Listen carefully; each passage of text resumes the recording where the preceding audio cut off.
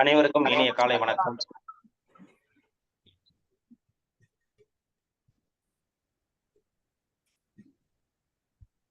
காலைச்சக்கரம் நாளை நமது நிகழ்வின் இன்றைய சிறப்பு நிகழ்வு துவங்கப்பட உள்ளது.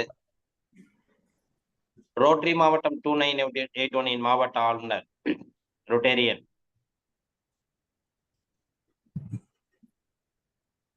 எஸ் பாஸ்கர் அவர்களின் சீரிய தலைமையில் காலைச்சக்கரம் நாளை நமது நிகழ்வு தொடர்ந்து சிறப்பாக நடைபெற்று வருகிறது. இன்று இந்த நிகழ்வை நமக்கு சிறப்பாக வழங்க காத்துக் கொண்டிருக்கும் சங்கமாக ரோட்டரி கிளப் ஆஃப் ஸ்ரீமுஷ்ணம் சங்கத்தினர் இன்று நமக்கு அந்த நிகழ்வை சிறப்பாக வழங்கிய காத்துக் கொண்டிருக்கிறார்கள். அந்த சங்கத்தின் உதவி ஆளுநர் ரொட்டேரியன் மண்டலம் 22 உதவி ஆளுநர் ரொட்டேரியன் தாசன் அவர்களுக்கும்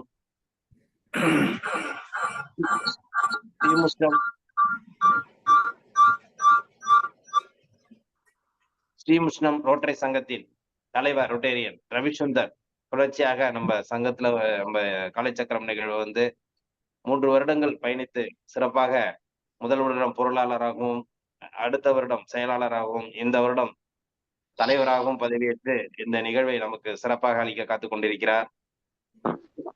சங்கத்தின் செயலாளர் ரொட்டேரியன் குருராஜன் அவர்களுக்கும் சங்கத்தின் பொருளாளர் ரொட்டேரியன் ரவிச்சந்திரன் அவர்களுக்கும் மற்றும் சங்கத்தின் அனைத்து உறுப்பினர்களுக்கும் வாழ்த்துக்களையும் வரவேற்புகளையும் தெரிவித்துக் கொள்கிறோம். மற்றும் ஆசனங்களையும் பயிற்சிகளையும் அளிக்க இருக்கும் ஆசன் நல்லசிவம் ஐயா அவர்களுக்கும் இன்றைய சிறப்பு விருந்தினராக கலந்து சிறப்பிக்க இருக்கும் இறை சாதனை மார்க்கத்தின் இறைமதன் ஐயா அவர்களுக்கும் வாழ்த்துக்களையும் வரவேற்புகளையும் தெரிவித்துக் கொண்டு இந்த நிகழ்ச்சியிலே கலந்து கொண்டு சிறப்பித்துக் கொண்டிருக்கும் அனைத்து நல்வுள்ளங்களுக்கும் வாழ்த்துக்களையும் வரவேற்புகளையும் தெரிவித்துக் கொண்டு நிகழ்ச்சியின் முதல் நிகழ்வாக ரோட்டரி இறைவணக்கம் மற்றும் வரவேற்புரை நிகழ்த்த ரோட்டரி கிளப் ஆஃப் ஸ்ரீமுஷ்ணம் சங்கத்தின் தலைவர் ரொட்டேரியன் ரவிசுந்தர் அவர்களை அன்புடன் கேட்டுக்கொள்கிறோம். அனைவருக்கும் வணக்கம். இறைவா, மனித குலத்தை படைப்பித்து தந்தையே, உயர்ந்த நிறைவான நன்னதிகளை அடிப்படையாக கொண்ட ரோட்டரி கொள்கையால் நிறுவனங்களை அகற்றுவதற்கு நாங்கள் நன்றி கூறுகின்றோம். உண்மையான ரோட்டரி மெய்ப்பொருளை ஆழமாக ஏற்றுக்கொள்ளவும் அனைத்து மக்களின் நம்பிக்கையும் அமைதி நிலைநாட்டி ஓய்வென்றி உழைப்போம். நிலம், தேசம் என்ற விடைகளை பால்வானங்களை வெளியிடவும் பொருளாதார மேலும் மாநிலத்தையும் தொழில் மேம்படுத்தும் முறையாக பொருளின் மூலம் எல்லா மனிதர்களும் எல்லா குடும்பங்களும் எல்லா நாடுகளும் கற்றுவர்களும் குழந்தைகளும் வாழ்ந்த புனிதமான திருவிழாவை சொல்லி ஒன்று கூடி மெய்யான நீயே எங்கள் உடைய உடையான நிரந்தரமான எல்லோரும் விரும்ப நாங்கள் எங்கள் உதவி செய்கின்றோம். நன்றி, வணக்கம். இன்னொரு செல் வச்சிருக்கீங்க, இன்னொரு செல் இருக்குல்ல, அதை ஆஃப் பண்ணிடுங்களா, அது எக்கோ அடிக்கிட்டு. இல்லைன்னா சவுண்ட குறைச்சி வச்சிருங்க, சவுண்ட குறைங்க போதும். இப்ப பேசு.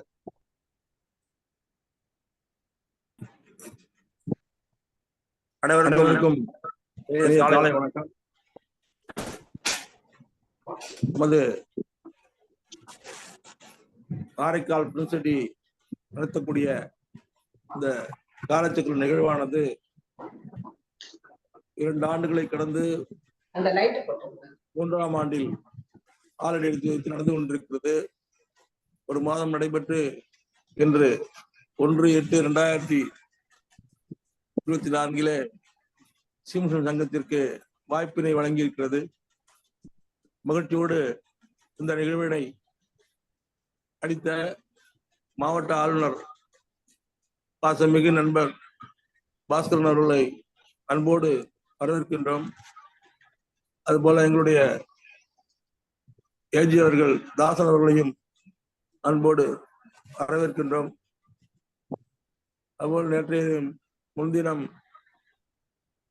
கீழ்வேளூர் சங்கம், வேதாரண சங்கம் இருந்து கலந்து கொண்ட பெரியவர்களை, ரொட்டேரியன்களை அன்போடு வரவேற்கின்றோம். தொடர்ந்து பங்கெடுக்குமாறு அன்போடு கேட்டுக்கொள்கின்றோம். அதே போல இன்றைய தினம் நமது ஸ்ரீமுஷ்ணம் சங்கம் தலைவர், செயலாளர், பொருளாளர், முன்னாள் தலைவர்கள், உறுப்பினர்கள் அனைவரையும் இணைந்து செயல்பட வேண்டும் என்று அன்போடு கேட்டுக்கொள்கின்றோம். அவர்களை வரவேற்கின்றோம். இந்த திட்டத்தை சிறப்பாக நடத்தி கொண்டிருக்கின்ற நம்முடைய சேர்மன் குணமாலை அவர்களுக்கு வாழ்த்துக்களையும் பாராட்டுகளையும் வரவேற்பையும் தெரிவித்துக் கொள்கின்றோம். அதே போல நம்முடைய உதவி சேர்மன்கள் ரமேஷ் பாகன் தான் என்னை அறிமுகப்படுத்தினார். ஜானி ஜாக்சன் அவர்கள் மற்றும் உதவி சேர்மன் அவர்களையும் வரவேற்று இந்த நிகழ்வில் கலந்து கொண்டிருக்கக்கூடிய நம்முடைய ஆசான்கள் ஏற்கனவே கண்ணப்பன் ஐயா, அதே போல ஜெகநாத் ஐயா தொடர்ந்து பயிற்சி எடுத்துக் கொண்டு அவர்களை வரவேற்று அவருடைய வகுப்புக்கு பாராட்டுகள் தெரிவித்துக் கொண்டு இன்றைய தினம் நல்ல சிவமாக எங்களுக்கு பயிற்சிகள் அளித்துக் கொண்டிருக்கிற நல்ல சிவையாளர்களை வரவேற்று எங்களுக்கு பயிற்சியை சிறப்பாக செய்து கொண்டிருக்கிறார்கள். அவர்களையும் வரவேற்கின்றோம் சீமன் சங்கத்தின் சார்பாக. மேலும் எங்களுடைய பணியில எங்களுடைய காலச்சக்கரத்திலே தொடர்ந்து பணியாற்றி கொண்டிருக்கூடிய அனைத்து நல்ல உள்ளங்களையும் வருக என்று வரவேற்று இன்னும் நிறைய பேரை இதில் சேர்க்க வேண்டும் என்று அன்போடு இந்த நேரத்தில் கேட்டுக்கொண்டு வாய்ப்புக்கு நன்றி நல்கி காலச்சக்கரத்தினுடைய நிகழ்வை தூங்குமாறு நம்முடைய குடமாளியாளர்களை அன்போடு கேட்டுக்கொண்டேன். நன்றி, வணக்கம். நன்றி சார். சிறப்பு, சந்தோஷம்.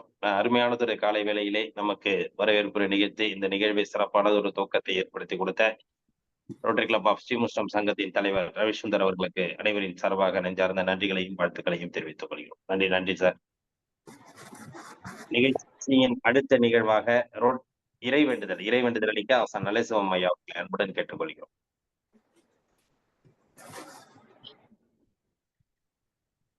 அனைவருக்கும் இனிய காலை வணக்கம்.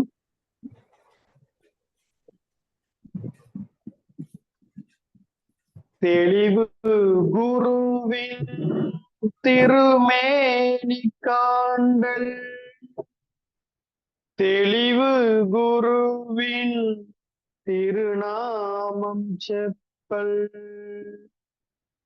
தெளிவு குருவின் திருவார்த்தை கேட்டல்,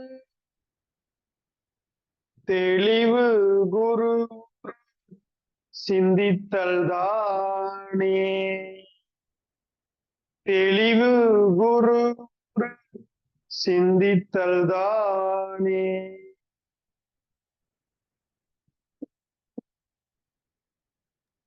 நன்றி ஐயா. அடுத்த நிகழ்வாக அடிப்படை வணக்கம்.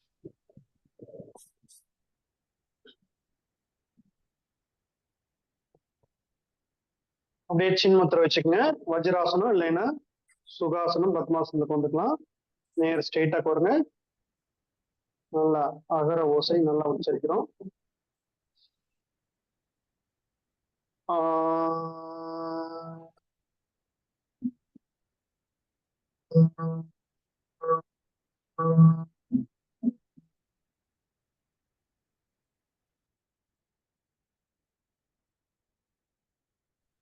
சின்மயந்திரை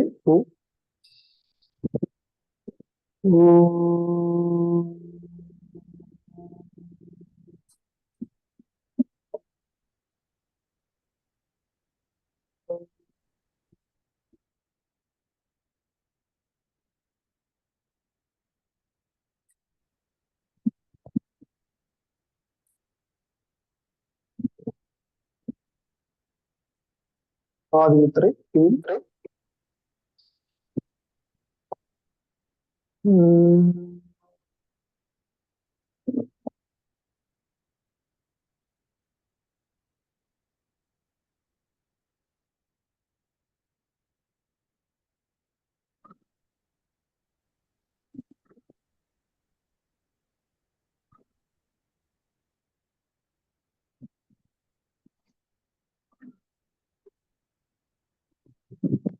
வணக்கம்.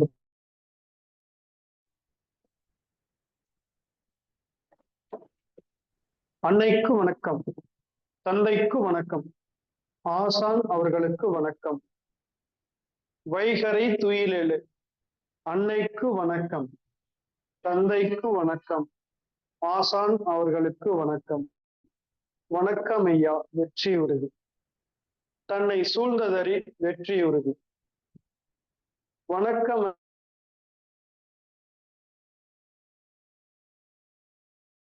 உறுதி.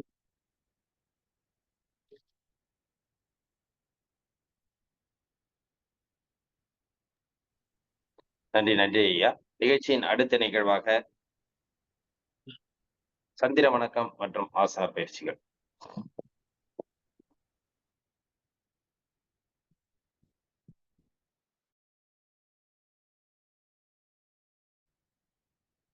அனைவரும் அப்படியே கால் நீட்டிக்கிறோம். கால்களை நல்லா ரிலாக்ஸ் பண்ணிக்கிறோம். விரல்களை நல்லா மடக்கி நீட்டுங்க. டவுன், அப், டவுன், அப், டவுன், அப், டவுன், அப், டவுன். விரல்களை அப்படியே வட்டமா சுத்துறோம். ரைட் சைடு வந்து அப்படியே லெஃப்ட் சைடு கொண்டு வரும். 1 2 3 4 5. லெஃப்ட் சைடு இருந்து அப்படியே ரைட் சைடு கொண்டு வாங்க. 1 2 3 4 5. ரைட் லெக் மடக்கி டச் பண்ணுங்க. ஸ்ட்ரைட்டா நீட்டுங்க. Left side, right leg, left leg, ஸ்ட்ரைட்டா கொஞ்சம் நல்லா மூச்சு விடுங்க.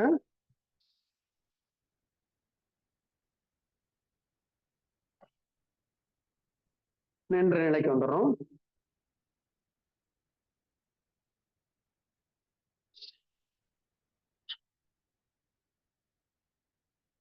நம்ம சந்திர வணக்கம் செய்ய போறோம். அதுக்கு முன்னாடி நம்ம சமகோணாசனம் சமகோணாசனம் பண்ணா தான் நல்லா சந்திர வணக்கம் கரெக்டா டச் பண்ணி செய்ய முடியும். நல்லா எவ்வளவு அகலம் வைக்க முடியுமோ அந்த அளவுக்கு வச்சுக்கோங்க. அப்படியே மெதுவா கையில கீழே போய் டச் பண்ணிடுங்க.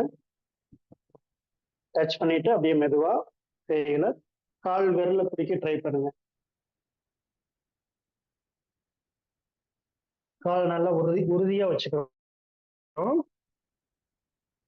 முடிஞ்ச அளவுக்கு தலை கீழே கொண்டு வாங்க.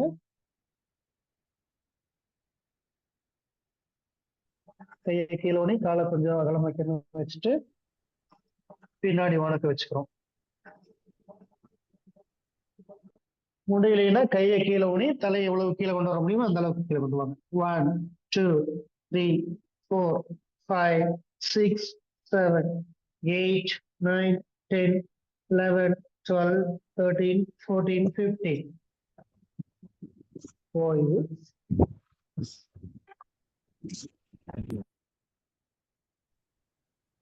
நல்லா மூச்சு விடுங்க.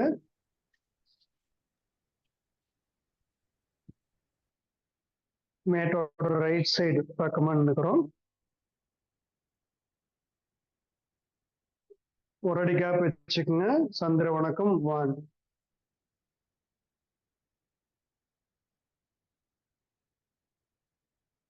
நல்ல கால்களை உயர்த்தி மேல கொண்டு வாங்க.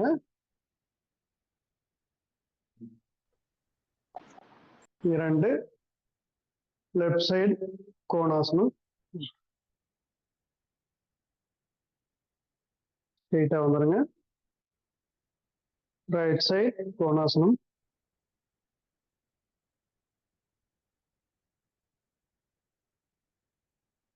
நேரா வந்துடுறோம். 4 லெஃப்ட் லெக் எடுத்து ரைட் சைடு வச்சு காலை வி ஷேப்ல வச்சு இடுப்பு நல்லா எவ்வளவு முடியுமோ அந்த அளவுக்கு கீழே இருக்குங்க. 5 ஸ்ட்ரெயிட்டா வந்துடுறோம். லெஃப்ட் ஹேண்ட்ல லெஃப்ட் லெக் டச் பண்ணுங்க. திரிகோணாசன நிலை. நல்லா மேல இருக்கிற கையை பாருங்க. 6 அப்படியே ரைட் ஹேண்டை கீழே கொண்டு வந்து லெஃப்ட் லெக் நல்லா தலை டச் பண்றோம். 2 கால் முட்டி நல்லா நேரா இருக்கணும்.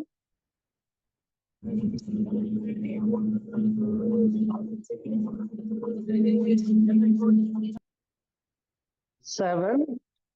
ரைட்ல கீழே வச்சுட்டு லெஃப்ட்ல எல் பொசிஷன் இருக்கணும். அப்படியே நிலா வணக்கம் சொல்றோம்.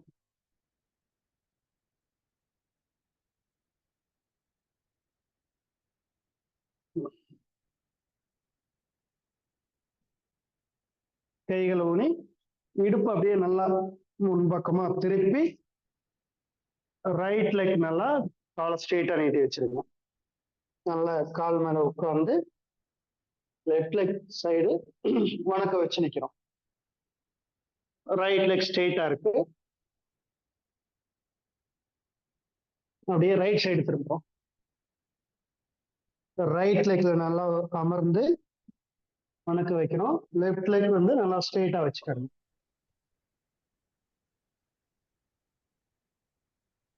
அப்படியே கைகளை ஊனி நல்லா இடுப்பை திருப்பிடுங்க. Right side right leg L position இருக்கணும். லெஃப்ட் லெக் நல்லா பின்னாடி நீட்டிருங்க. 10.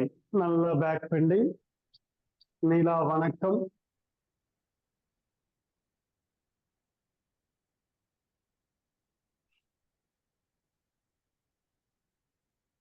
கைகளை ஊனி அப்படியே காலை ஸ்ட்ரெயிட்டா வைங்க. பாதகஸ்தாசன நிலை. நல்லா தலையை டச் பண்ணுங்க.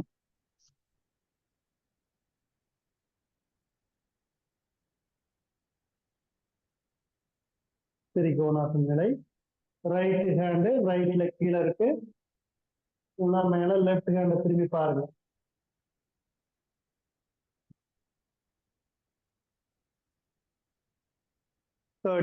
நல்லா காலை வி ஷேப்ல வச்சு இடுப்பு கீழே இறக்கி சின்மத்துல வச்சு ஸ்ட்ரெயிட்டா பாருங்க.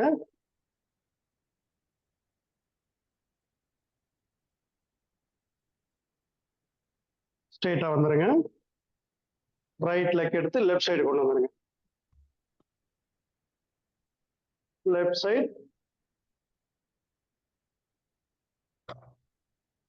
ஸ்ட்ரெயிட்டா வந்துருங்க. ரைட் சைடு கோணாசனம்.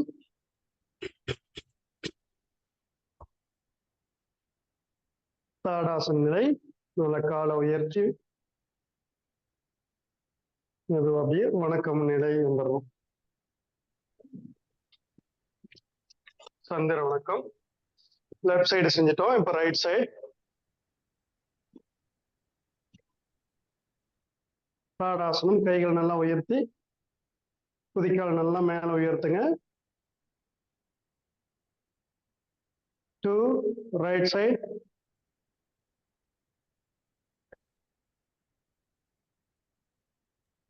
ஸ்ட்ரெயிட்டா வந்துருங்க.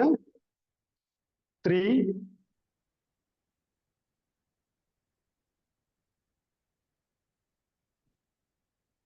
ஸ்ட்ரெயிட்டா வந்துருங்க.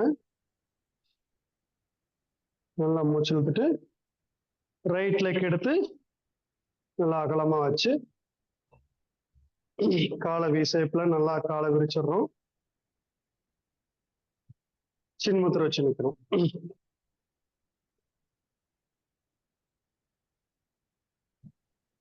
ஸ்ட்ரெயிட்டா வந்துருங்க.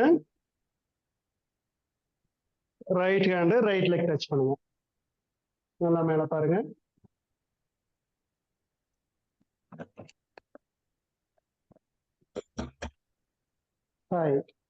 கைகள் ரெண்டையும் நல்லா கீழே ஊனி ரைட் லெக் முட்டியில் டச் பண்ணுங்க.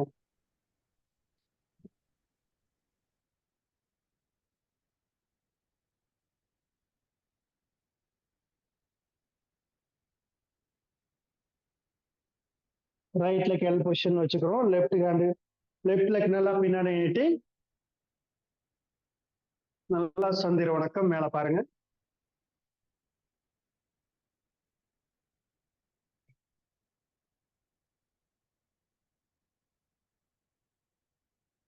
ரைட் லெக் மேல நல்லா உட்கார்ந்து இடுப்பு நல்லா முன்பக்கமா திருப்பி முன்பக்கம் நல்லா நிமிர்ந்து பார்க்கிறோம். லெஃப்ட் லெக் நல்லா ஸ்ட்ரெயிட்டா இருக்கணும். அப்படியே லெஃப்ட் சைடு திரும்பிக்கங்க.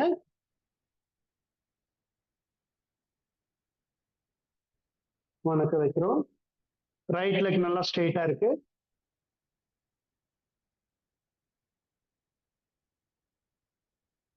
கைகளை ஊனி நல்லா லெஃப்ட் சைடு இடுப்பு நல்லா திருப்பி ரைட் லெக் வந்து நல்லா ஸ்ட்ரெயிட்டா வச்சுக்கணும். ரைட் லெக் பின்னாடி இருக்கணும். சரி, நல்லா நிலா வணக்கம்.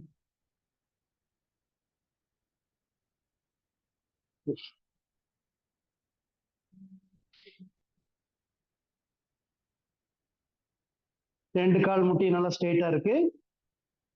பாதகஸ்தாசன நிலை. நல்லா தலையை டச் பண்ணுங்க.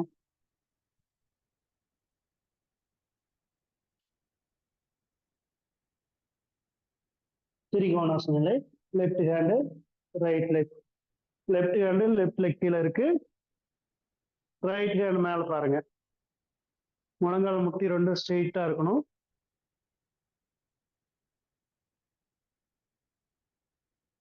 ஸ்ட்ரெயிட்டா வந்துடணும். முழங்கால் முட்டி நல்லா எல் பொசிஷன்ல மடக்கிடுறோம். ஸ்ட்ரெயிட்டா பாருங்க. சின்முத்திர வைங்க.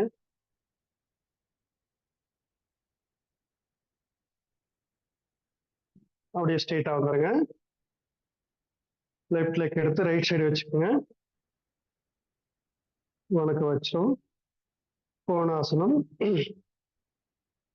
Right side.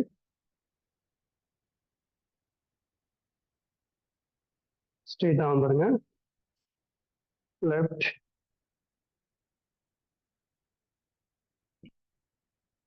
ஸ்ட்ரெயிட்டா வந்துட்டு தாடாசனம் போய்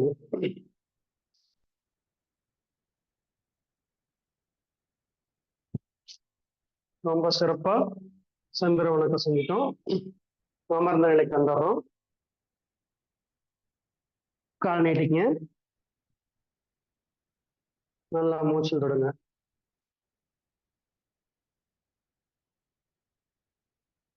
லெஃப்ட் லெக் நல்லா ஒட்டி வச்சுக்கிறோம். அடுத்து ரைட் லெக் ஒட்டி வச்சுக்கிறோம். சுகாசனம். கால் நல்லா வசதியா முட்டி வந்து கீழே டச் ஆயிருக்கு. சுகாசனத்துல அழகா நமக்கு வந்துட்டோம்.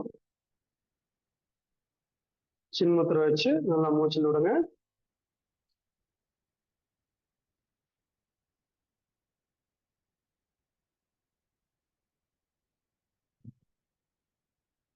அப்படியே கைகளை இடுப்பு நேருக்கு நல்லா முதுகு தண்டு நேரம் வச்சிடுறோம். கொஞ்சம் பேலன்ஸ் பண்ணி இடுப்பு மேல வர மாதிரி தூக்குங்க. 1 2 3 4 5 6 7 8 9 10. ஓய்வு. உத்தித சுகாசனம். நல்லா மூச்சு விட்டுடுறோம்.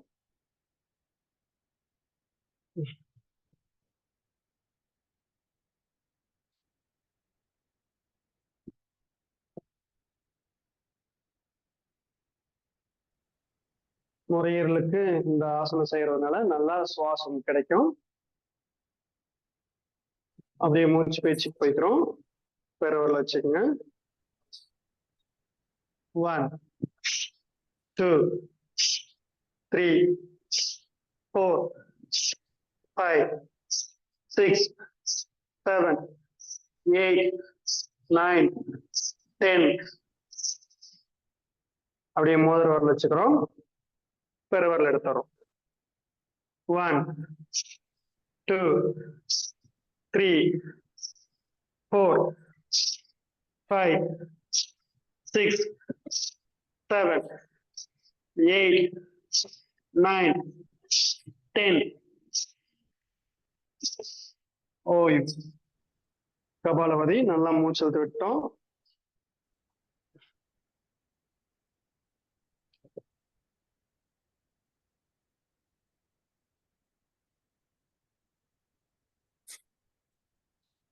மூச்சு 1 2, 3, 4, 5, 6, 7, 8, 9, 10. அப்படியே முதல்ல வச்சுங்க. பிறகு 1, 2, 3, 4, 5, 6, 7, 8, 9, 10. நல்லா முடிச்சுட்டோம்.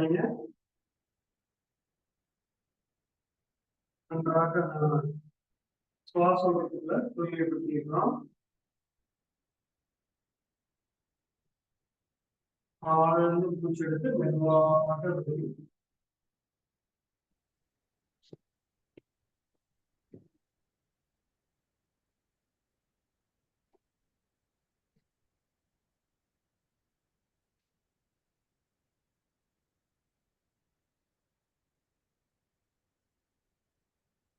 நீண்ட மூச்சு விடுங்க.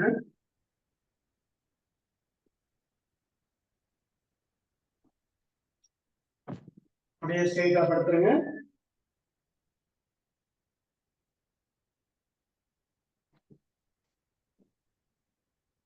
சாந்தியாசன நிலை.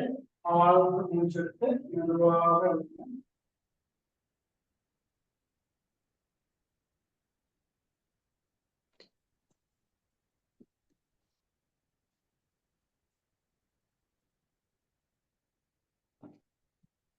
மூச்சு காட்டியே கவனிங்க. உடல் தளர்வா வச்சுக்கோங்க.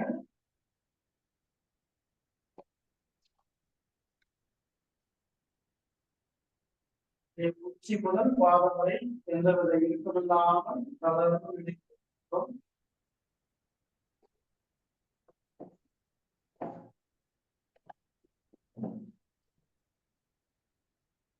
குரலாலும் மனதாலும் பரிபூர்ண ஆரோக்கியத்தை பெற்று ஓய்வு நிலையில் சந்திர வணக்கம். ஆசனங்கள் மூச்சு பயிற்சிகள் செய்வதன் மூலமாக மனதாலும் பரிபூர்ண ஆரோக்கியத்தை ஓய்வு நிலையில் உள்ளோம்.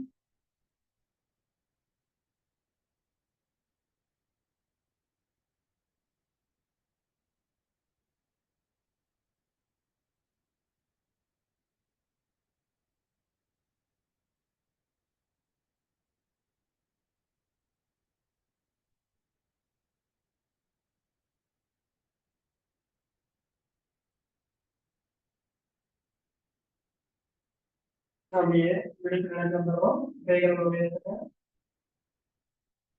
Right side வச்சுக்கிறோங்க.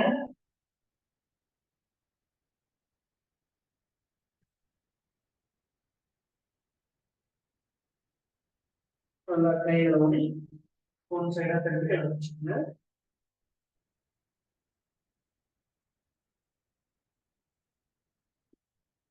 நல்லா ஸ்ட்ரெயிட்டா கொடுங்க.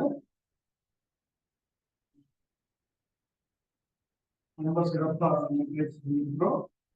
உடலாலும் மனதாலும் நாம் என்றும் இளமையாக புத்துணர்வாக வாழ்வோம் அமைதியாக வாழ்வோம் அமைதியாக வாழ்க்க வளர்ந்து வாழ்க்க வளர்ந்தோம். நன்றி. நன்றி நன்றி ஐயா. இன்றைய வேளையில் நமக்கு அற்புதமாக சந்திர வணக்கம் மற்றும் ஆசனம் பயிற்சி மூச்சு பயிற்சிகள் அளித்து சிறப்பித்த ஆசான் நல்ல சிவமையா அவர்களுக்கு நெஞ்சார்ந்த நன்றிகளையும் வாழ்த்துக்களையும் தெரிவித்துக் கொள்கிறோம். நிகழ்ச்சியின் அடுத்த நிகழ்வாக நன்றி ஐயா. நிகழ்ச்சியின் அடுத்த நிகழ்வாக ஹீலர் பாஸ்கர் ஐயாவின் தினம் ஒரு சிந்தனை ஆடியோ மூலம் கேட்க இருக்கிறோம்.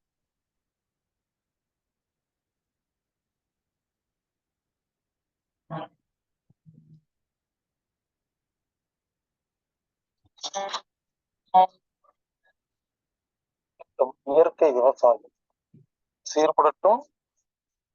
உலக நிர்வாகம் வேந்தர் டிவி நேயர்களுக்கு இனிய காலை நல்வாழ்த்துக்கள். உடம்புன்னா சூடு இருக்கும். கேக்குறாங்களா இல்லையா? உனக்கெல்லாம் சூடு இருக்கா சொன்னிருக்கான்னு. யாருக்கு சூடு இருக்கோ ஆரோக்கியம், யாருக்கு சூடு இல்லையோ ஆரோக்கியம் இல்லை. சூடுங்கிறது ரொம்ப அதிகமாகவும் போயிடக்கூடாது, மிகினும் குறையினும் நோய் செய்யும். நமது உடம்புல சூடு ஒழுங்கா இருந்தா அது ஆரோக்கியங்க. சூடு அதிகமான கம்மியான வியாதிங்க. நம்ம உடம்புடைய டெம்பரேச்சர் 37 டிகிரி இருக்கணும், இருந்தா ஆரோக்கியம். மிகினும் குறையினும் நோய் செய்யும். இதுக்கு என்ன பண்ணணும்னா உடம்பு ஆட்டணும், அசைக்கணும், வாக்கிங் போகணும், ஜாக்கிங் போகணும், உடம்புக்கு வேலை கொடுக்கணும். யாருமே கொடுக்கறதே இல்லைங்க. இங்க பாருங்க, யாரெல்லாம் உடம்புக்கு ஒழுங்கா வேலை கொடுக்காம என்னைக்காவது செத்து போறீங்களோ, இந்திர லோகத்தில் நான் அழகப்பன்னு ஒரு படம் பார்த்தீங்களா? அந்த படத்துல பனிஷ்மெண்ட் கொடுக்குறாங்க இல்லையா, அந்த மாதிரி உங்களை கூட்டிட்டு போய் எண்ணெய் சட்டியில முக்குவாங்க. நீங்க கேட்பீங்க எனக்கு ஏன் தண்டனை அப்படின்னு. சித்திர கௌதம் அவங்களை கூட்டிட்டு போவாரு, அங்க உட்கார்ந்து இருப்பாரு யமதர்ம ராஜா. அவர் கேட்பாரு, அக்கடா அக்கடா என்ன பிரச்சனை, இந்த நரன் என்ன தவறை செய்தான், இவனுக்கு ஏன் தண்டனை அப்படின்னு யமதர்ம ராஜா கேட்பாரு. சித்திரகௌத புக்கெல்லாம் புரட்டி பார்த்துட்டு, பிரபு இந்த நரன் பூலோகத்தில் தமிழ்நாட்டில் 65 வருடமாக வாழ்ந்து கொண்ட இவர் கழுத்தை கூட ஆட்டவில்லை பிரபு, முதுகை கூட ஆட்டவில்லை பிரபு, உட்கார்ந்து நல்லா தின்னுட்டு உட்கார்ந்து இருந்தார் பிரபு அப்படிமாங்க. அதான் தண்டனைமாங்க. தேவையாது? இவருங்க எப்படியும் சாக போறீங்க. 2 ஆட்டாடி செத்து போனா என்ன உங்களுக்கு? இப்போ யாரும் உடம்பு ஆட்டுறதே இல்லை, அப்படியே சொகுசா வச்சுக்க வேண்டியது. கேட்டா வைத்தியத்தை குறை சொல்றது. பல பேர் அப்படிதான், உடம்பு எந்த ஆட்டம் ஆட்டுறது இல்ல, ஏதாவது முதுகு வலிக்கிறோம், மூட்டு வலிக்கும், குப்புறப்படுத்துக்க வேண்டியது. பாவம் ஸ்கூல்ல குழந்தைகள் எல்லாம் படிச்சுட்டு இருக்கோம், அதை கூட்டிட்டு வந்து தம்பி நான் குப்புறப்படுத்துக்கிறேன், என்ன மேல ஏறி மிதி, என்னை மட்டும் கூப்பிடுங்க, சட்னி பண்ணி விட்டுருவேன். நீங்களே ஆட்டிட்டீங்கன்னா எதுக்குங்க இந்த வேலை? பாருங்க, இப்போ உங்களுக்கு நமது உடம்பில் உள்ள 9 ஜாயிண்டை எப்படி ஆட்டுவது என்று இப்பொழுது நான் செய்து காட்ட போறேன். அதை பார்த்துட்டு டெய்லி அதை மட்டும் 9 நிமிஷம் தான் ஆகும். 9 ஜாயிண்ட் 9 நிமிஷம். கணுக்கால் 1, ஆங்கிள் ஜாயிண்ட், நீ மூட்டு 2, இடுப்பு ஹிப்பு 3, முதுகெலும்பு 4, பேக் போன், ஷோல்டர் 5, கை மூட்டு, மணிக்கட்டு, கைவிரல்கள், கழுத்து. 9 ஆச்சா? இந்த 9 ஜாயிண்ட எப்படி ஆட்டுறதுன்னு நான் இப்பொழுது செய்து காட்ட போறேன். நல்லா பார்த்து மனப்பாடம் பண்ணிட்டு டெய்லி ஒரு முறை ஆட்டிருங்க 9 நிமிஷம்.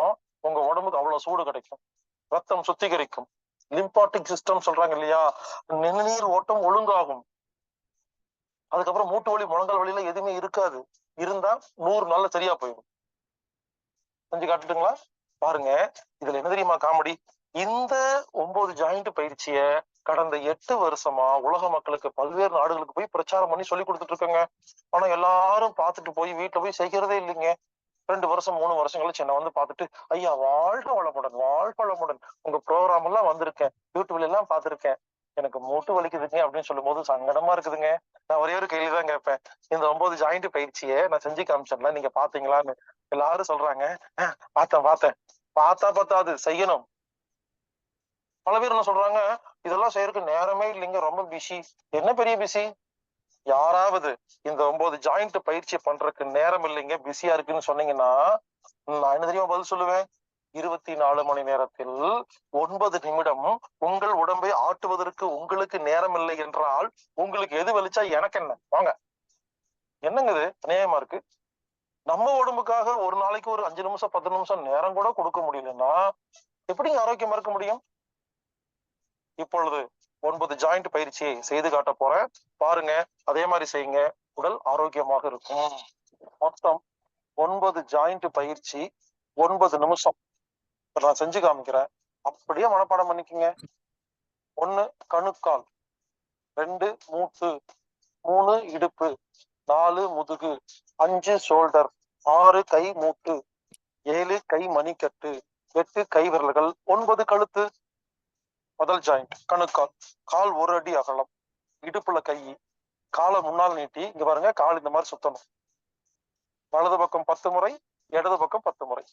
அதுக்கப்புறம் இடது காலில் வலது பக்கம் 10 முறை, இடது பக்கம் 10 முறை. சில பேர் வீட்டுல போய் நான் சொன்ன மாதிரி சுத்தி பாருங்க, சுத்தாது. ஐயோ இன்னும் சுத்த மாட்டேங்குது அப்படின்னு பாப்பீங்க. சுத்தி 45 வருஷம் ஆச்சு, எப்படி சுத்தம் பார்க்கலாம். நம்ம உடம்பு தாங்க, சொல்படி எல்லாம் பல பேருக்கு கேட்காதுங்க. அடுத்து பாருங்க மூட்டு, கால் சேர்த்தி வச்சுக்கணும். மூட்டு மேல கை வச்சு சுத்தணும். 10 முறை வலது பக்கம், 10 முறை இடது பக்கம். செஞ்சு பாருங்களேன். 100 நாள்ல மூட்டு வலி எல்லாம் சரியா போயிடும். இனிமேல் வாழ்க்கை ஃபுல்லா மூட்டு வலி வராது. இடுப்பு பயிற்சி. கால் அகலமா வச்சுக்கணும். இடுப்புல கை வச்சுட்டு பாருங்க, இடுப்பு மட்டும் சுத்தணும். 10 முறை வலது பக்கம், 10 முறை இடது பக்கம். அடுத்து முதுகு பயிற்சி. முதுகுக்கு மட்டும் 3 பயிற்சிங்க. முன்னால பின்னால பக்கவாட்டுல ட்விஸ்ட்.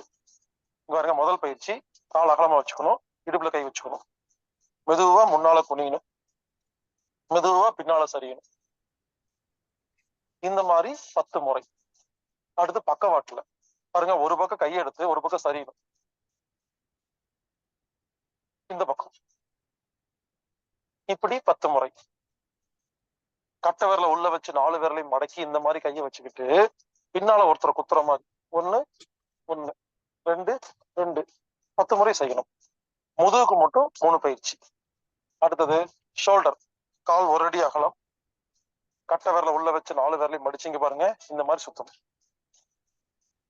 10 முறை வலது சுத்து, 10 முறை இடது சுத்து.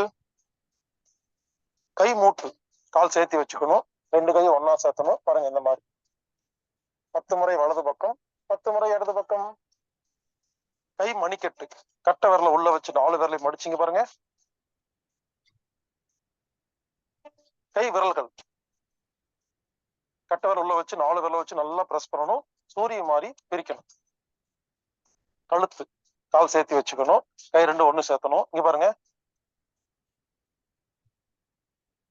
வலது பக்கம் 10 சுத்து, இடது பக்கம் 10 சுத்து. இவ்வளவுதாங்க. இந்த 9 ஜாயிண்ட் பயிற்சியை தினமும் 9 நிமிடம் செய்து வந்தால் நமது உடம்பில் சூடு ஒழுங்காக இருக்கும், ரத்தம் சுத்திகரிக்கும், எல்லா ஜாயிண்ட் பெயினும் சரியா போயிடும். வாழ்வோம் ஆரோக்கியமாக.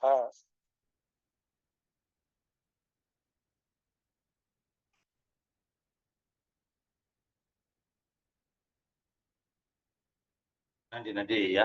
இன்றைய வேளையில் அற்புதமாக உடல், அதாவது ஒரு 9 நிமிடம் செய்யக்கூடிய ஒரு அற்புதமான ஒரு எளிமையான பயிற்சியை வந்து அனைத்து உறுப்புகளும் செய்யக்கூடிய ஒரு அற்புதமான பயிற்சியை வந்து நமக்கு ஹீலர் பாஸ்கர் ஐயா வந்து இன்னைக்கு நினைவுபடுத்துனாங்க. முக்கியமா வந்து நம்ம இந்த பயிற்சி செய்யலைன்னா கூட இந்த பயிற்சி தான் நமக்கு முக்கியம் அப்படிங்கிறத பத்தி ஒவ்வொரு நிகழ்விலும் நமக்கு சொல்லுவாங்க. அந்த வகையில் இன்று நமக்கு அந்த 9 மூட்டு இயக்க பயிற்சிகளை அளித்து சிறப்பித்து கொடுத்த ஹீலர் பாஸ்கர் ஐயா அவர்களுக்கு நெஞ்சார்ந்த நன்றிகளையும் வாழ்த்துக்களையும் தெரிவித்துக் கொள்கிறோம். நன்றி நன்றிங்க ஐயா. இன்று நமக்கு அடுத்த நிகழ்வாக இன்று நமக்கு சிறப்பு விருந்தினராக ஒவ்வொரு வியாழக்கிழமையும் நமக்கு அற்புதமாக பல்வேறு பயிற்சி முறைகளையும் வாழ்க்கை தத்துவங்களையும் சிறப்பாக அளித்து வரும் இறைசாதனை மார்க்கத்தின் இறைமதன் ஐயா அவர்கள் இன்றும் நமக்கு வாழ்க்கை தத்துவம் ஈகையை பற்றி அற்புதமான விளக்கம் அளிக்க காத்துக் கொண்டிருக்கிறார்கள். இந்த காலச்சக்கரம் நிகழ்வில் இன்றைய வேளையில் ஈகை என்ற தலைப்பில் நமக்கு சிறப்புரை வழங்க இறைசாதனை மார்க்கத்தின் இறைமதன் ஐயா அவர்களை அன்புடன் கேட்டுக்கொள்கிறோம். வாழ்க வளம், வாழ்க வையகம், வாழ்க வையகம், வாழ்க வளமுடன். குரு வாழ்க, குருவே துணை. எல்லாம் வல்ல இறையாற்றலையும் எங்கும் நிறைந்த குரு மகான்களையும் பஞ்சபூதங்களையும் நவக்கோள்களையும் பிரபஞ்ச அன்னையையும் அனைத்து உயிர்களையும் ஒரு சேர நினைந்து நன்றியுணர்வோடு வணங்கிக் கொள்வோம். வாழ்க வளமுடன் என வாழ்த்தி மகிழ்வோம். ஆசான் அருட்தந்தை வேதாத்திரி மகரிஷி அவர்களே நம்மோடு சுக்குமமாக நிறைந்திருந்து இன்றைய தெய்வீக நிகழ்வுகள் அனைத்தையும் மிக சிறப்பாக நிகழ்த்தி கொடுப்பாராக. வாழ்க வளமுடன், வாழ்க வளமுடன், வாழ்க வளமுடன். நண்பர்கள் அனைவருக்கும் இனிய காலை வணக்கம். வாழ்க வளமுடன் என்ற வாழ்த்துக்கள். நண்பர்களே, சென்ற வாரம் வகுப்புல கலந்துக்க முடியல, மன்னிக்கணும். நம்ம இந்த வாரம் ஈகை என்ற ஒரு சிந்தனையை சிந்திக்கணும்னு நினைச்சேன். ஐயாட்ட நேற்று அதை சொல்லியிருந்தேன் நான். பட் அந்த கடமை அப்படிங்கிற ஒரு விஷயத்துல நம்ம இன்னும் கொஞ்சம் ஆழமாக சிந்திக்க வேண்டியது இருக்கிறதுனால நம்ம அதனுடைய தொடர்ச்சியை இன்னைக்கு சிந்திப்போம். ஏன்னா அது ஒரு நீண்ட பெரிய ஒரு விஷயம். அந்த கடமைக்கு அடுத்ததாக வரக்கூடியது ஈகை. முதல்ல நம்ம கடமை என்பதை என்னன்னு நம்ம சரியாக புரிந்து கொள்ளணும். அதை நான் இன்னைக்கு உங்களுக்கு சிந்தனையா கொடுக்க நினைக்கிறேன். அதாவது ஈகை என்பதற்கும் கடமை என்பதற்கும் என்ன வித்தியாசம்? நீங்களே சிந்தித்து பாருங்க. ஈகை அப்படிங்கிறது சேவை என்றும் தொண்டு என்றும் சர்வீஸ் அப்படின்னு நம்ம சொல்றோம். இன்னைக்கு காலை சக்கரத்தின் மூலமாக நாம செய்து கொண்டிருப்பது ஒரு ஈகை. உடலுக்கு உடற்பயிற்சி கொடுக்குறாங்க, தியான பயிற்சி பற்றி சொல்லி கொடுக்குறாங்க, வாழ்க்கை தத்துவங்களை சொல்லி கொடுக்குறாங்க. ஒரு அறிவு ரீதியான ஒரு ஈகை என்று சொல்லலாம். சரிங்களா? ஓகே. இப்போ கடமை என்பது என்ன? கடமைக்கு ஈகைக்கு என்ன வித்தியாசம் அப்படின்னா நீங்க எளிமையா புரிந்து கொள்ளலாம். இப்போ உங்களுடைய பெற்றோருக்கு நீங்க உணவு கொடுக்கணும். இது கடமையா ஈகையா அப்படின்னா நம்ம எல்லாரும் டக்குன்னு சொல்லிடுவோம், இது என்னுடைய கடமை. என்னுடைய பெற்றோருக்கு உணவு கொடுக்க வேண்டும் என்பது என்னுடைய கடமை. இதே ரோட்ல ஒரு நபர் உட்கார்ந்துட்டு இருக்காரு. அவர் யாருன்னே எனக்கு தெரியாது. ஆனா அவர் பசியோடு இருக்கிறாரு. அவருக்கு உணவு கொடுக்கணும். இது என்னுடைய கடமையா அப்படின்னு நீங்க ஒரு கேள்வி கேட்டீங்கன்னா அது கடமை இல்லை என்று நீங்க சொல்வீங்க. ஏன் கடமை இல்லை? ஏன் என்னுடைய பெற்றோருக்கு கொடுக்கறது கடமை அப்படின்னா இந்த கடன் மை விகுதி பெற்று கடமையாயிற்றுன்னு மகரிஷி சொல்லுவாங்க.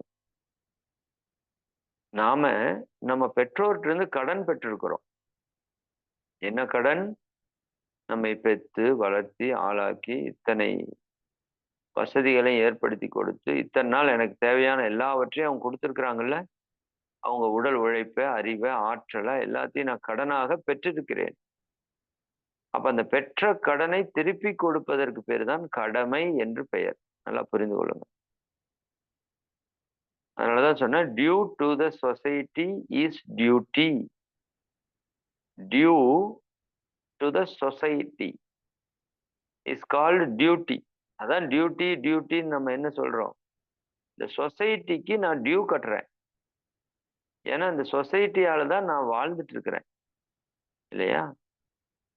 சரி, அப்போ என்னுடைய பெற்றோருக்கு நான் உணவு கொடுப்பது என்பது என்னுடைய கடமை. என்னுடைய வாழ்க்கை துணைக்கு நான் செய்ய வேண்டியதெல்லாம் என்னுடைய கடமை. என்னுடைய குழந்தைகளுக்கு நான் செய்ய வேண்டியது என்னுடைய கடமை. ஓகேங்களா? ஏன்னா இவங்ககிட்ட எல்லாம் நான் கடன் பட்டிருக்கிறேன். நீங்க நினைக்கலாம், பெற்றோரு ஓகே, என்னை பெத்தாங்க, வளர்த்தாங்க, கஷ்டப்பட்டாங்க, உழைச்ச உணவு கொடுத்தாங்க, உடை கொடுத்தாங்க, உறைவிடம் கொடுத்தாங்க, இத்தனையும் பண்ணி எனக்கு நான் கடன் பட்டிருக்கிறேன். என்னுடைய பிள்ளைக்கு நான் என்ன கடன் பட்டிருக்கிறேன்னு நீங்க ஒரு கேட்கலாம். என் பிள்ளை தான் எனக்கு கடன் பட்டிருக்கும், நான் என்ன கடன் பட்டிருக்கேன் அவனுக்கு அப்படின்னு நீங்க கேட்கலாம். நீங்க சிந்தித்து பாருங்க, உங்களுக்கு குழந்தை என்று ஒன்று இல்லை என்றால் இந்த சமுதாயம் உங்களை எப்படி பார்த்திருக்கும், என்ன பேசி இருக்கும்? சரிதானுங்களா? அப்ப உங்களுக்கு அம்மா அப்பா அப்படிங்கிற அந்தஸ்தை கொடுத்தது யாரு? அந்த குழந்தை தான். அப்ப மற்றவர்களுடைய பேச்சிலிருந்து உங்களை காப்பாற்றியது யாரு? அந்த குழந்தை தான். அப்ப அந்த குழந்தையால நம்ம நிறைய நன்மையை அடைந்திருக்கிறோம். சரிதானுங்களா? அப்ப அந்த குழந்தைக்கு நம்ம கடன் பட்டிருக்கிறோம். இப்படி என்னுடைய கடனை நான் சரியாக திருப்பி செலுத்த வேண்டியது என்பது கடமை. இதே ரோட்ல ஒருத்தர் உட்கார்ந்து இருக்காருன்னு சொன்னேன், அவருக்கு சாப்பாடு கொடுக்க வேண்டியது என்னோட கடமையா அப்படின்னு கேட்டா அது கடமை இல்லை. ஏன்னா அவர்கிட்ட நான் கடன் படல இல்லையா? அவருக்கு நான் செய்தாலும் செய்யலாம், செய்யாம விட்டாலும் விட்டுறலாம். நல்லா புரிந்து கொள்ளுங்க. இப்ப நம்முடைய வாழ்க்கையினுடைய அடிப்படை எதனுடைய அடிப்படையில் இருக்குன்னா நம்முடைய கர்ம வினைகளினுடைய அடிப்படையில் இருக்கு. இப்ப நம்ம கிட்ட 2 விதமான கர்ம வினைகள் இருக்கு. ஒன்று பாவ வினைகள், இன்னொன்று புண்ணிய வினைகள். ஒண்ணு நற்கர்மா, இன்னொன்னு தீய கர்மா. இந்த ரெண்டுமே நம்மகிட்ட இருக்குது. அப்போ இந்த பாவ புண்ணியத்திலிருந்து நாம விடுபடணும். குறிப்பாக பாவத்திலிருந்து விடுபடணும்னு வச்சுக்கோங்களேன். அப்ப இந்த பாவம் நமக்கு இப்ப வந்து ஒரு 1,00,000 பாவம் இருக்குன்னு வச்சுக்கோங்க. உதாரணத்துக்கு நான் சொல்றேன். ஏன்னா பல பிறவிகளாக செய்த பாவம் நம்மகிட்ட இருக்கு. ஒரு 1,00,000 பாவம் இருக்குன்னு வச்சுக்கோங்க. புண்ணியம் ஒரு 1,00,000 இருக்குன்னு வச்சுக்கோங்க. சரிங்களா? ரெண்டுலயும் 1,00,000 1,00,000 இருக்கு. இப்ப பாவத்திற்கு தகுந்தாற் போல நமக்கு துன்பம் வந்து பாவம் கழியும். புண்ணியத்திற்கு தகுந்தாற் போல நமக்கு இன்பம் வந்து அந்த புண்ணியம் கழியும். இதுதான் நம்ம வாழ்க்கையில நடந்துட்டு இருக்கிற நிகழ்ச்சி. இப்போ நான் என்ன பண்றேன் அப்படின்னா, என்னுடைய பெற்றோருக்கு நான் சாப்பாடு கொடுக்குறேன். என்னுடைய கடமையை நான் சரியா செய்யறேன் அப்படின்னா, இப்ப இங்க வந்து பாவம் பெருகுமா அப்படின்னு கேட்டா பெருகாது. பாவம் குறையுமா அப்படின்னாலும் குறையாது. சரிதானுங்களா? நான் பெற்ற கடனை திருப்பி செலுத்துறேன், சரியா செலுத்துறேன்னு வச்சுக்கோங்களேன். அப்ப என்னுடைய பாவமும் குறையாது. சரி, புண்ணியமாவது அதிகரிச்சிருமா? என்னுடைய பெற்றோருக்கு நான் சாப்பாடு போடுறதால எனக்கு புண்ணியம் கிடைக்குமா அப்படின்னா அதுவும் கிடைக்காது. புண்ணியம் பெருகாது. ஏன்னா நீ வாங்கின கடனை தான் திருப்பி கொடுக்குற. நல்லா புரிஞ்சுக்கோங்க. உங்களுடைய பெற்றோருக்கு நீங்கள் செய்ய வேண்டியதை சரியாக செய்யும் பட்சத்திலே உங்களுக்கு பாவம் குறையாது, பாவம் அதிகரிக்காது. புண்ணியம் குறையாது, புண்ணியம் அதிகரிக்கவும் செய்யாது. ஏன்னா நீங்க வாங்கின கடனை திருப்பி கட்டுறீங்க. சரி, இன்னொன்னு, என்னுடைய பெற்றோருக்கு செய்ய வேண்டிய கடமையை நான் செய்யல. அவங்களுக்கு சாப்பாடு போடணும், அவங்களுக்கு உடுத்த உடை இருப்பிடத்துக்கு ஏற்பாடு செய்து கொடுக்கணும். ஆடம்பரமா நீங்க வாழ வைக்கலைனாலும் அடிப்படை தேவையை நிறைவேற்ற வேண்டியது நம்முடைய மிக முக்கியமான கடமை. இப்ப நான் அதை செய்யாம விட்டுட்டேன்னு வச்சுக்கோங்க, என்ன ஆகும் அப்படின்னா, என்னுடைய 1,00,000 இருக்கிற பாவம் 1,10,000, 1,20,000, 1,100, 1,200 அதிகரித்து கொண்டே இருக்கும். என்னுடைய கடமையை நான் சரியாக செய்யாத போது என்னுடைய பாவம் அதிகரித்து கொண்டே இருக்கும். புரியுதா உங்களுக்கு? வாங்கின கடனை சரியாக நீங்கள் கட்டாத போது உங்களுக்கு வட்டி அதிகரித்து கொண்டே இருப்பது போல. இப்படி சொன்னாதான் உங்களுக்கு புரியும். சரிங்களா? அப்ப அது சரியா கட்டிட்டு வந்தீங்கன்னா உங்களுக்கு வட்டி அதிகரிக்காது. கடனை நீங்க முடிஞ்ச வரைக்கும் சீக்கிரம் கழித்து கொள்ளலாம். அப்ப என்னுடைய கடமையை நான் சரியாக செய்தால் என்னுடைய பாவ புண்ணியத்திலே ஏற்ற இறக்கம் இல்லாமல் நான் சரியாக அதை பார்த்து கொள்ள முடியும். இதே என்னுடைய கடமையை நான் தவறும் போது என்னுடைய பாவப்பதிவுகள் அதிகரிக்கும். புரிஞ்சுதா உங்களுக்கு? ரைட். ஒண்ணு. சரி, இந்த பக்கம் புண்ணியத்துக்கிட்ட வாங்க. அதாவது சேவை அப்படிங்கிற இடத்துல ரோட்ல ஒருத்தர் இருக்கிறாரு, அவருக்கு நான் சாப்பாடு வாங்கி கொடுக்குறேன். இப்ப நான் அவருக்கு சாப்பாடு வாங்கி கொடுத்தா என்னுடைய புண்ணியம் அதிகரிக்கும். ஏன்னா அவர்கிட்ட நான் கடன்படவே இல்லை, இருந்தாலும் நான் அவருக்கு ஒண்ணு கொடுக்குறேன். இதைத்தான் ஈகை என்று சொல்றோம். ஈகைன்னா என்னன்னா, நம்ம யாருக்கிட்டையும் எந்த பொருளையும் வாங்கல, ஆனா வாங்காமையே திருப்பி கொடுக்குறோம். திருப்பி கொடுக்கறோம் இல்லை, கொடுக்குறோம். அப்ப ரோட்டோரத்தில் ஒருத்தர் பசியோடு உட்கார்றாரு, நீங்க ஒரு 4 இட்லி வாங்கி கொடுக்குறீங்க அப்படின்னா நீங்க அவர்கிட்ட கடன் படல, இருந்தாலும் நீங்க அவருக்கு நல்லது செய்றீங்க. இதுக்கு பேர் தான் ஈகை என்று பெயர், சேவை என்று பெயர், தொண்டு என்று பெயர். சரிங்களா? இப்ப குணபாலன் ஐயா நமக்கு வந்து அவர் நம்மகிட்ட எதுவும் கடன் படல. இன்னும் அந்த ரோட்டரியில் இருக்கிறவங்க எல்லாம் நம்மகிட்ட எதுவும் கடன் படல, நம்மகிட்ட எதுவும் வாங்கி திருப்பி கொடுக்காம இல்லை. இருந்தாலும் இந்த செயலை எடுத்து செய்யறாங்க. எதற்காக? இந்த சமுதாயம் நன்றாக இருக்க வேண்டும், இங்க இருக்கிற மக்கள் உடல் ஆரோக்கியத்தோடு மன அமைதியோடு மகிழ்ச்சியாக வாழ வேண்டும் அப்படிங்கிற ஒரு நோக்கத்துல இதை எடுத்து செய்யறாங்க. அப்ப இதை சேவை என்று சொல்லலாம். அதாவது நீங்க கடன் பெறாத இடத்திலே திருப்பி கொடுத்தீங்கன்னா அதுக்கு பேரு சேவைங்க. கடன் பட்ட இடத்திலே திருப்பி கொடுத்தீங்கன்னா அதுக்கு பேர் கடமைங்க, அவ்வளவுதான். அப்ப கடமையை சரியாக செய்தால் பாவ புண்ணியம் அப்படியே இருக்கும். கடமையை செய்ய தவறினால் பாவம் அதிகரிக்கும். இப்ப நான் ரோட்ல இருக்கிற ஒருத்தருக்கு சாப்பாடு கொடுக்கலன்னு வச்சுக்கோங்க, இப்ப எனக்கு பாவம் பிடிச்சுக்குமா? பிடிக்காது. ஏன்னா அவர்கிட்ட இருந்து நான் கடன் படல. இப்ப நீங்க ரோட்ல இருக்கிற ஒரு நபருக்கு நீங்க இட்லி வாங்கி கொடுக்காம போறீங்க, இப்ப உங்களுடைய பாவ புண்ணியத்துல ஏற்ற இறக்கம் இருக்காது. நல்லா ஆழமா புரிந்து கொள்ளணும். இதே நீங்க வாங்கி கொடுத்தீங்கன்னா புண்ணியம் அதிகரிக்கும். நல்லா புரிஞ்சுக்கோங்க. கடமையை சரியாக செய்தால் பாவ புண்ணியம் அப்படியே இருக்கும். செய்யாமல் விட்டால் பாவம் அதிகரிக்கும். ஈகையை நீங்கள் செய்யாமல் விட்டாலுமே பாவ புண்ணியம் அப்படியே தான் இருக்கும். நீங்கள் ஈகையை செய்தால் புண்ணியம் அதிகரிக்கும். சரிங்களா? அப்ப கடமையை சரியாக செய்யாமல் விட்டால் பாவம் அதிகரிக்கும். ஈகையை செய்தால் புண்ணியம் அதிகரிக்கும். இதை நீங்க ஆழமா மனதில் வைத்துக் கொள்ளும். அப்ப மகரிஷி என்ன சொல்றாங்க அப்படின்னா, இந்த கடமையை 5 விதமான கடமையாக பிரிக்கிறாங்க. முதல்ல தனக்கான கடமை. தனக்கான கடமை அப்படிங்கிறது என்ன? தங்கிட்ட என்னென்னவெல்லாம் இருக்கு? அதாவது நாம இந்த உடலையே நாம் என்று நினைத்து கொண்டிருக்கிறோம். அது தவறான கருத்து. ஆக்சுவலா இந்த உடல் நாம அல்ல. இந்த உடல் என்னுடையது. இந்த உடலை உடையவர்கள் நீங்கள். சரிதானுங்களா? என்னுடைய கை வலிக்கிறது என்றுதான் சொல்கிறீர்கள். என்னுடைய உடலுக்கு சுகமில்லை என்றுதான் சொல்கிறீர்கள். நான் உடல் சுகமில்லை, நான் கை வலிக்குது அப்படின்னு யாரும் சொல்றதில்லை. என்னுடைய என்று சொல்கிறீர்கள். என்னுடைய செல்போன் பிரச்சனையா இருக்குது என்று சொல்வது போல என்னுடைய உடல் பிரச்சனையாக இருக்கிறது என்று சொல்கிறீர்கள். இப்ப செல்போன் எப்படி உங்களுடைய உடைமை பொருளோ அப்படி இந்த உடல் உங்களுடைய உடைமை பொருள்.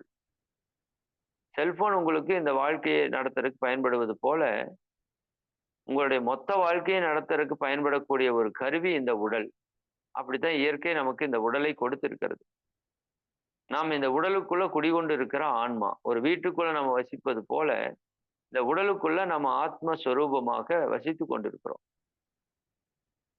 அப்ப எதற்காக இந்த ஆத்மா இந்த உடலை எடுத்து வந்திருக்குது அப்படின்னா, தன்னிடம் இருக்கிற பாவ புண்ணிய பதிவுகளை கழித்துக் கொள்வதற்காக இந்த ஆன்மா இந்த உடலை எடுத்து வந்திருக்குது. அப்ப இந்த ஆன்மாவுக்கு இந்த உடல் உதவி செய்து கொண்டிருக்கிறது. எதற்கு? பாவ புண்ணியத்தை சேர்ப்பதற்கும் கழிப்பதற்கும்.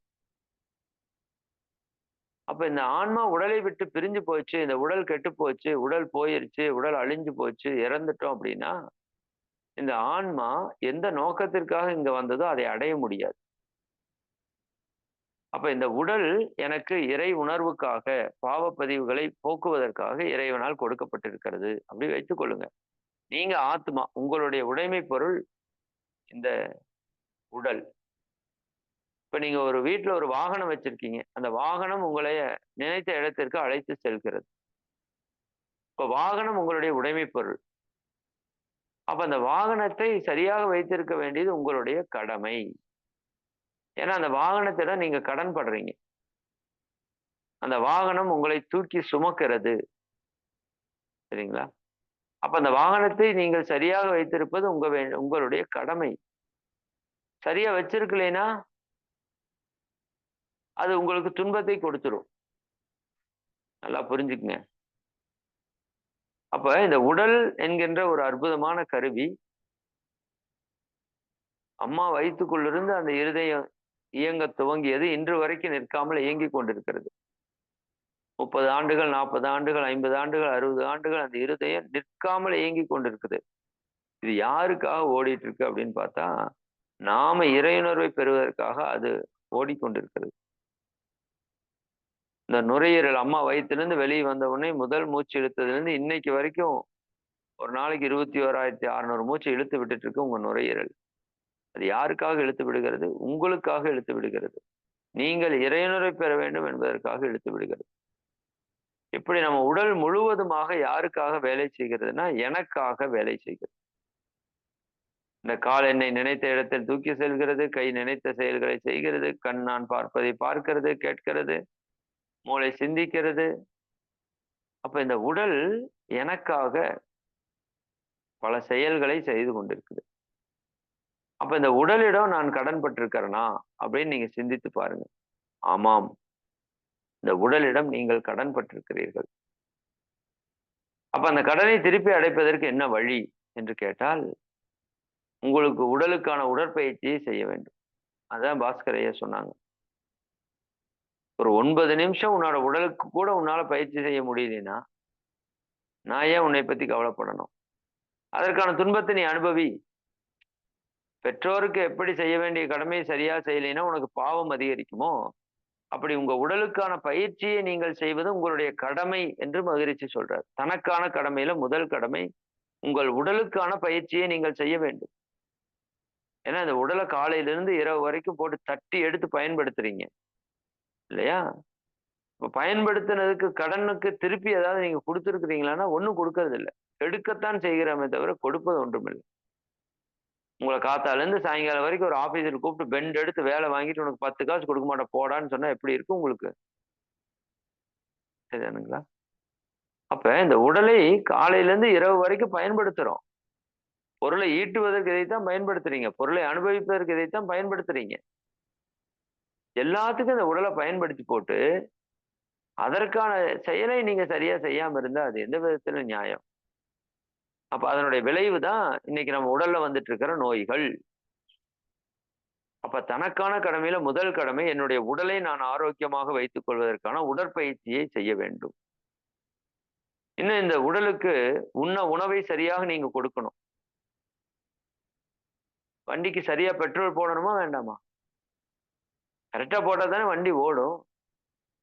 சரிதானுங்களா? சரியான முறையான பெட்ரோல் போடணும், அளவாக போடணும். அப்ப இந்த உடல் நமக்காக ஓடிக்கொண்டிருக்கு. அதுக்கான உணவை நீங்க சரியாக கொடுக்கணும், அளவா கொடுக்கணும், முறையா கொடுக்கணும். உணவு கொடுக்கலைன்னா அது பாவம். எச்சா போட்டு துன்பப்படுத்துறீங்கன்னா அது மிகப்பெரிய பாவம். கடமை தவறுறீங்க. உணவு சரியாக கொடுக்க வேண்டியது உங்களுடைய கடமை. இந்த உடலுக்கு உழைப்பை சரியாக கொடுக்க வேண்டியது உங்களுடைய கடமை. சரிங்களா? இந்த உடலுக்கு உறக்கத்தை சரியாக கொடுக்கணும், அது உங்களுடைய கடமை. இன்ஜின் ஓடிடுச்சு, ரொம்ப நேரம் ரெஸ்ட் கொடுக்கணுமா வேண்டாமா? கார்ல கண்டினியூவா ஓட்டிங்கன்னா இன்ஜின் சீஸ் ஆயிரும், புகஞ்சு போயிடும். அப்புறம் ஒரு 200-300 கிலோமீட்டர் ஓட்டினீங்கன்னா கொஞ்சம் நிறுத்தணும், அது ஓய்வு கொடுக்கணும். அப்புறம் அது நார்மல் ஆனதுக்கு அப்புறம் மறுபடியும் ஓடும். அதுபோல இந்த உடலுக்கு உறக்கம் என்பது நாம கொடுக்க வேண்டிய, நாம பட்ட கடனை திருப்பி செலுத்துவதற்கான செயல். அதே போல வித்து சக்தியை அளவோடு முறையோடு செலவு செய்யணும். லைட்டா உடல் கெட்டு போயிடும். அளவுக்கு அதிகமா போனாலும் கெட்டு போயிடும், உள்ளேயே அடக்கி வச்சாலும் கெட்டு போயிடும். அப்ப எண்ணத்தை நல்லதாக வைத்துக் கொள்ள வேண்டும். இந்த 5 அளவு முறை கடைபிடிப்பது என்பது நம்ம உடலுக்கு நாம் செய்யக்கூடிய ஒரு மிகப்பெரிய சேவை. சேவை கிடையாது, கடமை. சரிங்களா? அது ஒரு விதத்துல சேவைன்னு மகிழ்ச்சி சொல்றாங்க. ஆனால் நீங்கள் கடமை என்று புரிந்து கொள்ளுங்க. ஏன் நான் கடமைன்னு சொல்றேன் அப்படின்னா, கடமையை செய்யாமல் விட்டால் பாவம் அதிகரிக்கும், துன்பப்படுவீர்கள் என்று சொல்ல வருகிறேன். அப்ப இந்த உடலுக்கான கடமை யாரெல்லாம் முறையாக சரியாக செய்கிறார்களோ அவர்களுக்கு உடல் ஆரோக்கியமாக இருக்கும். அவ்வளவுதான். நீங்க வந்த நோக்கத்தை நிறைவேற்ற முடியும். அந்த உடலை கொண்டு நல்ல பல காரியங்களை செய்ய முடியும், புண்ணியத்தை பெருக்க முடியும், பாவத்தை கழிக்க முடியும். அப்ப தனக்கான கடமை என்று உடலுக்கு உடற்பயிற்சி செய்யணும். நம்ம உடம்புக்குள்ள உயிராற்றல் ஓடிக்கொண்டே இருக்கிறது. கோடிக்கணக்கான உயிர் துகள்கள் இயங்கிக் கொண்டே இருக்கிறது. அதுதான் காந்த ஆற்றலை கொடுத்து உடல் முழுக்க எல்லா இயக்கத்தையும் நடத்திட்டு இருக்கு. உயிர் போயிடுச்சுன்னா போச்சு, மொத்தமா போச்சு. அப்ப அந்த உயிருக்கு நீங்கள் செய்ய வேண்டிய கடமைக்கு பேர் தான் காயகல்ப பயிற்சி. அந்த உயிராற்றலை சக்திப்படுத்தி, நுட்பப்படுத்தி, வித்து ஆற்றலை தூய்மை செய்து, வித்தில் இருக்கிற அந்த உயிராற்றலை பிரித்து உடல் முழுக்க ஆற்றலை பெருக்குவதற்கான பயிற்சி தான் காயகல்ப பயிற்சி. இது உங்க எல்லாருக்கும் சொல்லி கொடுத்தாச்சு. யூடியூப்ல போனீங்கன்னாலும் பார்க்கலாம். அப்ப உங்க உயிருக்கு நீங்கள் ஏதாவது கடமை செய்யணும். உயிருக்கு நம்ம கடன் பட்டிருக்கிறோம், அது போயிருச்சுன்னா முடிஞ்சது, அவ்வளவுதான். அப்ப அந்த உயிர் தான் எல்லாவற்றையும் இயக்கி கொண்டிருக்கிறது. நான் இறையனுரை பெறுவதற்காக இந்த உயிர் உதவி கொண்டிருக்கிறது. அப்படி நீங்க புரிந்து கொள்ளணும். இந்த உயிரும் உங்களுடையதல்ல. சரிங்களா? நீங்கள் சுத்த வெளி ஆன்மா. இந்த உயிர் நீங்கள் இறையுணர்வு பெறுவதற்கு உதவி கொண்டிருக்கிறது. கடன் பட்டிருக்கிறீங்க உயிர்கிட்ட. அப்போ உயிருக்கு கடன் காயகல்ப பயிற்சி மூலமாக நீங்க கட்ட வேண்டும். வித்து சக்தியை அளவோடு முறையாக செலவழித்துக் கொள்ள வேண்டும். இதெல்லாம் உயிருக்கான கடமை.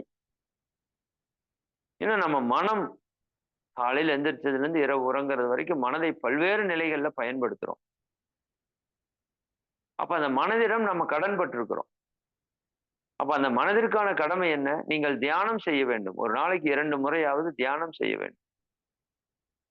இன்னும் அந்த மனதில் இருக்கிற தீய குணங்களை எல்லாம் அழிப்பதற்கு அதுக்கு உதவி செய்ய வேண்டும். அதற்கு பேர் தற்சோதனை என்று பேர். அப்ப தவம் தற்சோதனை இரண்டும் நம் மனதிற்கு நாம் செய்ய வேண்டிய கடமை. இன்னும் நம்மகிட்ட ஒரு காந்த ஆற்றல் இருக்கு. அது உடல் முழுக்க திணிவு பெற்று இருக்கு. அந்த காந்த ஆற்றலால தான் நம்ம வாழ்க்கை நடந்துட்டு இருக்கு.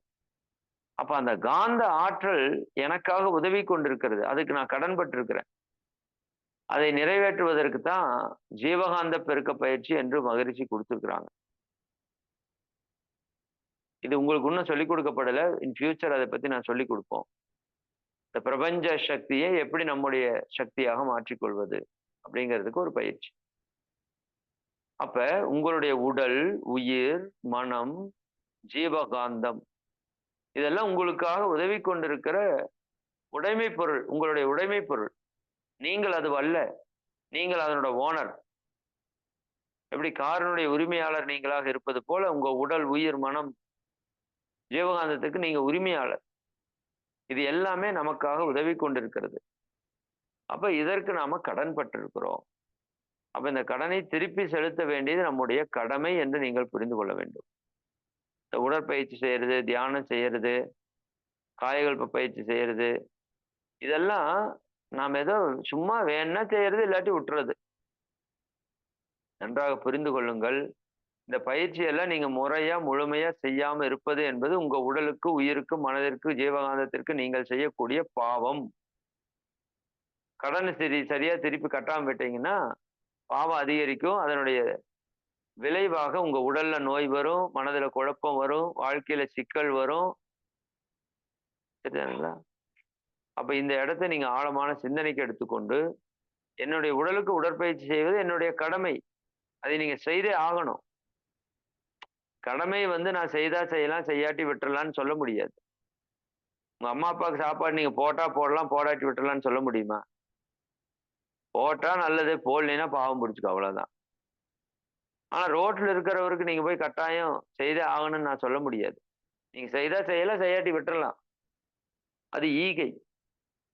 அப்ப இந்த உடலுக்கு பயிற்சி செய்வது, மனதிற்கு தியானம் செய்வதெல்லாம் உங்களுடைய கடமை. செய்தா செய்யாட்டி விட்டுறலான்னு இல்லை, செய்தே ஆக வேண்டும். ஏன்னா கடன் வாங்கிட்டீங்க, கட்டியே ஆகணும். கட்டாம விட்டா என்ன ஆகும்? வட்டி எச்சாகும், ஜப்தி பண்ணிடுவான், துன்பப்படுவீங்க. அப்ப இந்த ரீதியில நீங்கள் உங்களுக்கான கடமையை புரிந்து கொள்ளுங்கள். அதுக்கு அடுத்த வகுப்புல குடும்பத்திற்கான கடமை, ஊர் உலகத்திற்கான கடமை பற்றி நான் பேசுறேன். முதல் உங்களுக்கான கடமை என்ன? தனக்கான கடமை என்ன? உங்க உடலை நீங்கள் ஆரோக்கியமாக வைத்துக் கொள்ள வேண்டும். உங்கள் மனதை வளமாக வைத்துக் கொள்ள வேண்டும். உயிராற்றலை வளமாக வைத்துக் கொள்ள வேண்டும். அறிவை நல்ல அறிவாக வைத்துக் கொள்ள வேண்டும். இந்த வகுப்புல கலந்து கொள்வது கூட உங்களுடைய கடமை தான். சரிதானா? இந்த உடல், உயிர், மனம், அறிவை எல்லாம் பயன்படுத்துறோம்.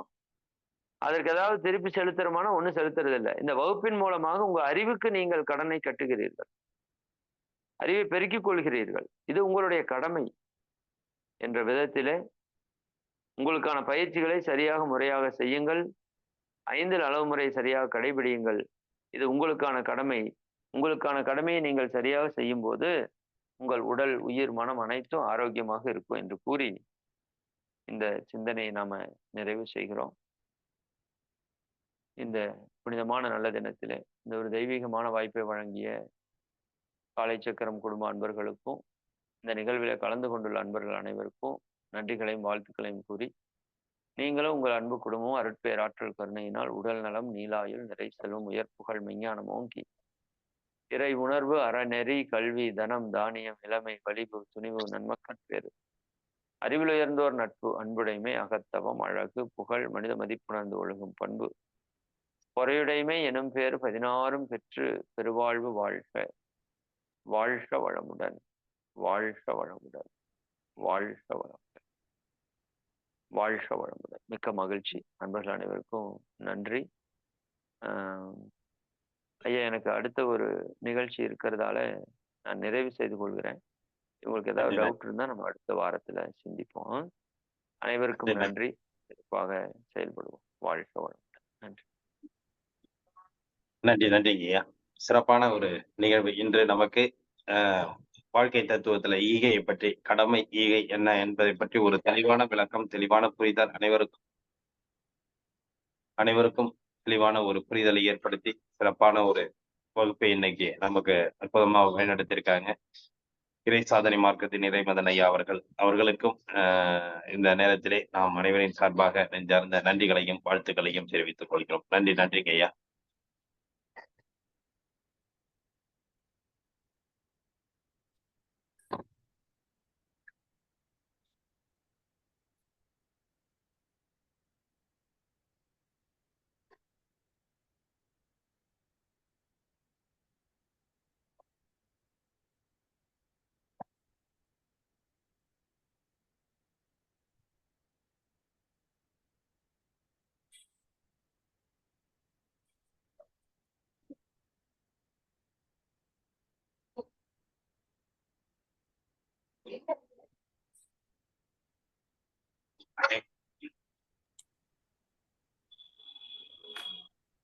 அனைவருக்கும் நன்றி.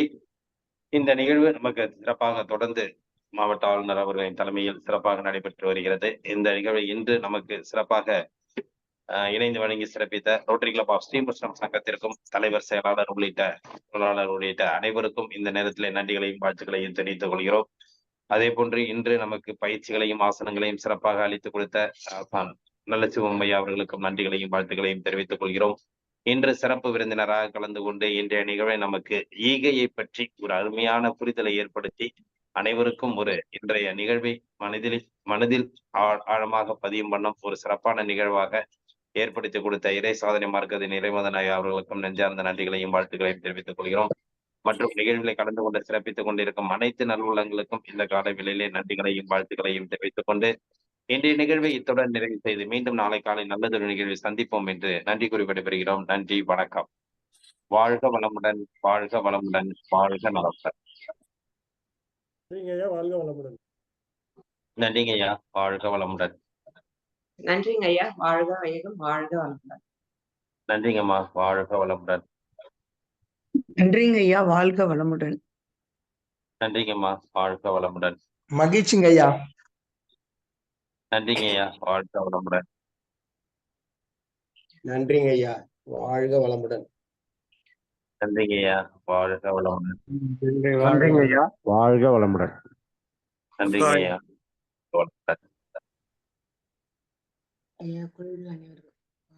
நன்றிங்க ஐயா. வாழ்க நன்றிங்க ஐயா. வாழ்க வளமுடன். நன்றிங்க ஐயா. வாழ்க வளமுடன். நன்றிங்க ஐயா. வாழ்க வளமுடன். நன்றிங்க. வாழ்க வளமுடன்.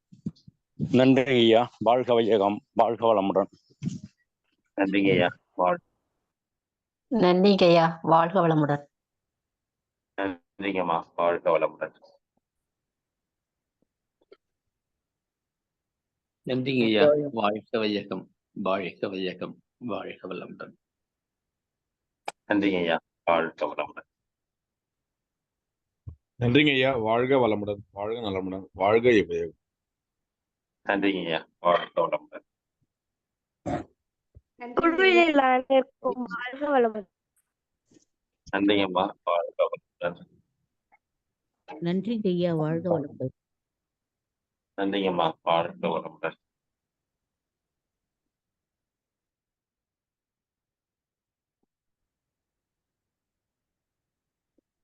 குழுவில் உள்ள அனைவருக்கும் நன்றி. வாழ்க வளமுடன்.